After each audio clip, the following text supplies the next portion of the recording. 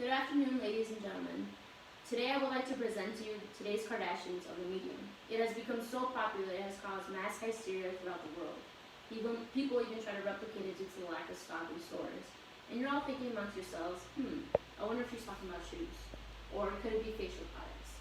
Maybe the whipped coffee people are trying to replicate on TikTok, but no, the current interest of the human population is masks and gloves. To begin, I'll start with the history of masks and gloves. Although it seems that gloves and masks are relatively new, they've been around for centuries. For example, in the Homer's The Odyssey had an entry which revealed the use of gloves by Laertes, the father of the books with Titus, Odysseus. And keep in mind that this timely piece of literature was written before Christ himself, which is, so this book was estimated to be written around the 8th century BC. Also, the CDC, also known as the Control Center of Disease and Prevention, revealed that the early use of masks was introduced by Roman philosopher named Pliny the Elder by using loose animal bladder skins to filter dust from being inhaled and crushed in cinnabar, which was a toxic mineral used at the time period for pigmentation and to decorate. And even Leonardo da Vinci himself urged people to wear a wet cloth to prevent themselves from inhaling harmful substances. So masks and gloves have evolved to be more accessible and easier to use. It started with an animal bladder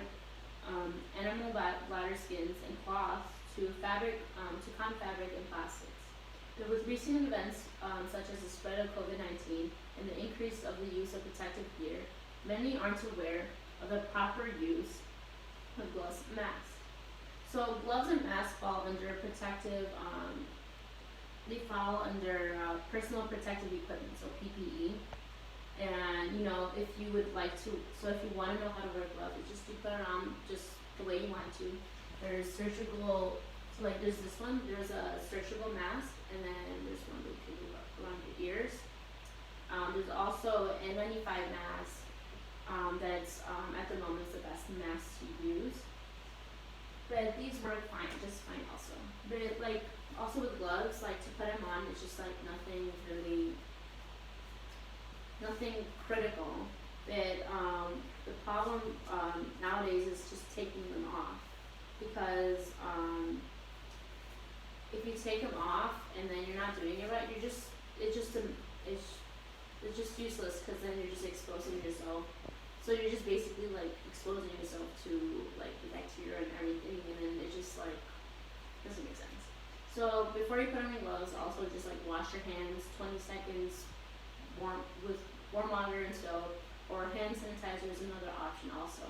But make sure when you use hand sanitizer that you spread it all around your hands, and then it can't be wet, it has to be dry. You have to keep lathering it like back and forth, whatever, and then until your hands are really dry, and then you put on your gloves. And so then to take off your gloves, you're gonna dominant hand grab your palm, pull it up or down, whatever you want, and just pull. And when you pull, make sure that your dominant hand doesn't touch your skin, because then you're just infecting yourself. So then you take it off like so.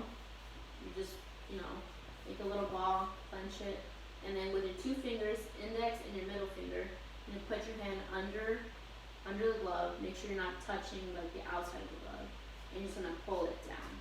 When you're pulling it down, the glove is gonna wrap itself around the other glove, and then you're just gonna take it off, and then you could just throw it away. And then hospitals, they usually have like protect their feet, their shoes, a hairnet, and then their gowns. And this is used because they use this kind of PPE to not prevent themselves, to prevent the exposure, and then that usually also the President's Hospital in Aurora, they have vertifiers, and these vertifiers, what they do is make sure that PCTs, nurses, and doctors are wearing the appropriate gear. So before they come into a room that's infected, they're just going to make sure they're wearing the protective gear appropriately, so they don't, expose themselves. And then when they come out of said like exposed room, that they're taking them off appropriately also, so then they don't like expose themselves or anything. And then once you take off your gloves or whatever, wash your hands and sanitize also.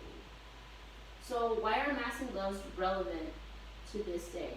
Well, for one, they are important to stop the spread of viruses and protect ourselves from, from viruses. But it has come to the attention of the World Health Organization that due to the panic buying, hoarding, and misuse, it's putting others' lives at risk. More importantly, those fighting the virus.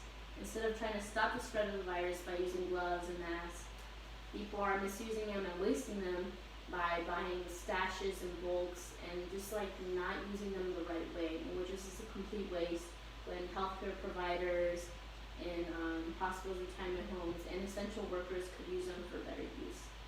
So washing your hands and staying at home is the best way to decrease the spread of the virus. In conclusion, masks and gloves have been around for a long time and have evolved to be useful by protecting oneself and everyone around you. They have come a long way for their one purpose, to protect and prevent exposure to bacteria and fluids. And I believe that if people took the time to educate themselves of proper use of PPE, there wouldn't be a shortage of such important equipment to combat this pandemic and for those to come. Because this pandemic isn't a time of selfishness, it's a time of coming together and thinking of others. Because it's going to take more than one healthcare provider to fight this pandemic. Hopefully you have learned something new, and thank you and take care.